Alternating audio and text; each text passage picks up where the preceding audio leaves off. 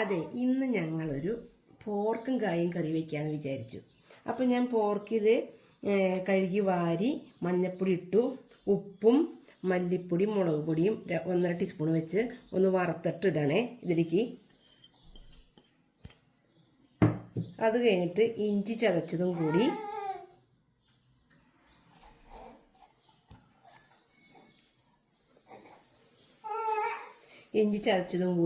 ഇട്ടിട്ട് നന്നായിട്ട് മിക്സ് ചെയ്യണം.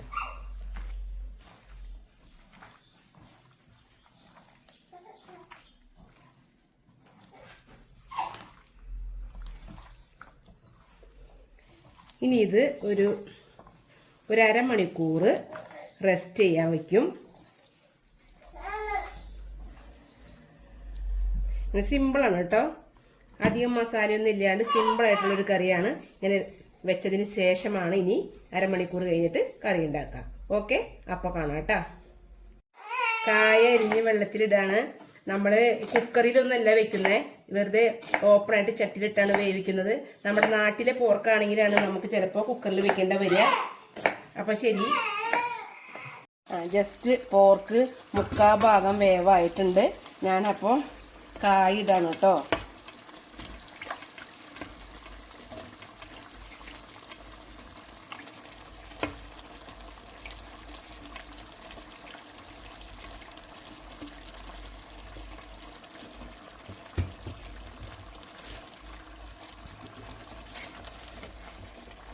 ഇനി ഇതൊന്ന് വേവണം വെക്കണം. സിമ്പിളാണ് കേട്ടോ, ഇതെല്ലാവർക്കും അറിയാം. ജസ്റ്റ് ഞാൻ വെക്കുന്നത് കാണിച്ചു എന്ന് മാത്രം.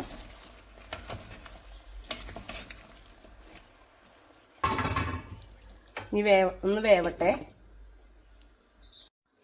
ഞാനേ പോർക്കും കായും വെന്തു. ഇനി നമ്മൾ വെളിച്ചെണ്ണ ഒഴിച്ചു. ചെറിയ 2 സബോള, ഇഞ്ചി, പച്ചമുളക്, വെളുത്തുള്ളി. ഞാൻ സാധാരണ പോർക്കിൽ തക്കാളി ഇടില്ല, കാരണം എനിക്ക് എല്ലാം നന്നായിട്ട് ഡ്രൈ ആയിട്ടിരിക്കണം. പക്ഷേ പിള്ളേർക്ക് ഇഷ്ടം ഇത്തിരി പേസ്റ്റോട് കൂടി. അപ്പോൾ ഒരു കുഞ്ഞു തക്കാളി എടുത്തു.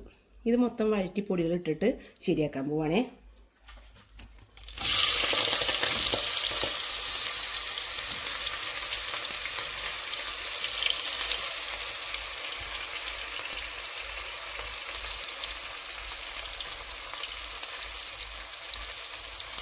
ഹായ്, നമ്മുടെ പോർക്ക് കറി റെഡി ആയിട്ടുണ്ട്. പക്ഷേ ഉണ്ടല്ലോ, നമ്മുടെ നാട്ടിലെ കുഞ്ഞുരുളിയിലൊക്കെ വെക്കുമ്പോഴാണല്ലോ ടേസ്റ്റ് കൂടുതൽ.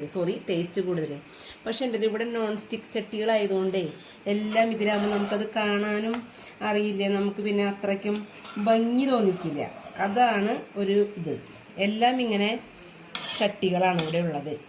മോള് ഓർഡർ ചെയ്തിട്ടുണ്ട് നമ്മളെ ഉരുളിച്ചട്ടീനെ. അത് വരുമ്പോൾ ഇനിയിപ്പോൾ വരുന്നവരെ കാത്തിരിക്കാൻ പറ്റില്ലല്ലോ.